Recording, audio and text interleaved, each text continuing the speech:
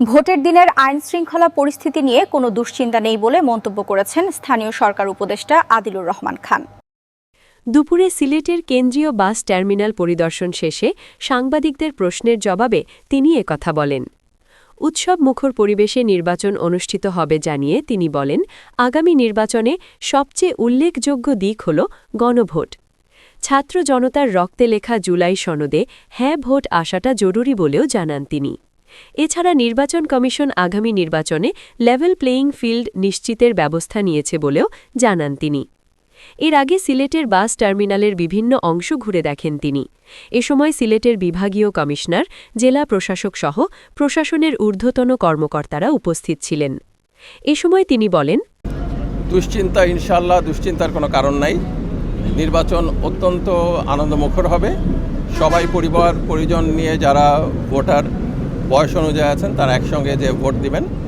এই নির্বাচনের মধ্যে সবচেয়ে গুরুত্বপূর্ণ জিনিসটা হচ্ছে যে বাংলাদেশের আগামী 100 বছরের জন্য যেটা দিক নির্দেশনা হবে গণভোটের মাধ্যমে।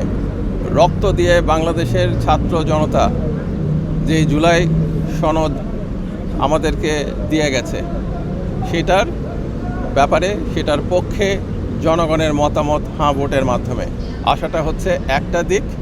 আরেকটা হচ্ছে বিভিন্ন জুলাই অভ্যুত্থানের পক্ষের রাজনৈতিক দলগুলো তারা নির্বাচন করছেন, তাদের প্রতিনিধিদের নির্বাচিত হওয়াটা হচ্ছে আরেকটা দিক।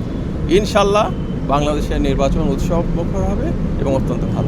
লাস্ট প্রশ্ন, লেভেল প্লেইং ফিল্ড নিয়ে আসলে গতকালকে জামায়াত ইসলাম কথা বলেছে, এনসিপি আসলে বলছে যে লেভেল প্লেইং ফিল্ড বাংলাদেশে নেই। আপনি আসলে সরকার উপদেষ্টা হিসেবে কি বলবেন? এটা তো ইলেকশন কমিশন দেখে। ইলেকশন কমিশন বলছে যে সরকারের একটা অংশ আসলে বিএনপি দিকে ঝুঁকে গেছে। আমি বিশ্বাস করি বাংলাদেশের নির্বাচন কমিশন লেভেল প্লেইং ফিল্ড নিশ্চিত করার ব্যবস্থা নিয়েছেন এবং লেভেল প্লেইং ফিল্ড থাকবে। কেমন দেখলেন স্যার এইরকম একটা বাস টার্মিনাল? এটা মূল জিনিসটা হচ্ছে ফ্যাসিলিটিটা। সিলেট তো অত্যন্ত গুরুত্বপূর্ণ একটা মেট্রোপলিটন সিটি। এখানে যে ফ্যাসিলিটিগুলি আছে, এখানকার রেস্টের জন্য, এখানকার বাসগুলা এসে দাঁড়াতে পারবে সেটার জন্য, যাত্রী সেবাটা কতটুকু সেটা দেখাটা ছিল জরুরি।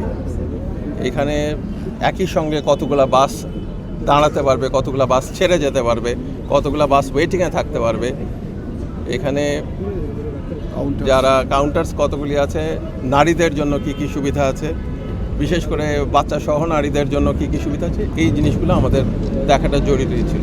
ওয়েলফেয়ার, এই সমস্ত জিনিসগুলি। আর মেনটেন্যান্সের ব্যাপারটা নিয়েও আমরা চিন্তা করছি যে এটা মেনটেন করার ক্ষেত্রে যেন আরও দক্ষতা বাড়ে, আরও ভালো মেনটেন হয়। এই জন্য ভবিষ্যতে ইজারা দেওয়ার ক্ষেত্রে এই জিনিসগুলি দেখা হবে।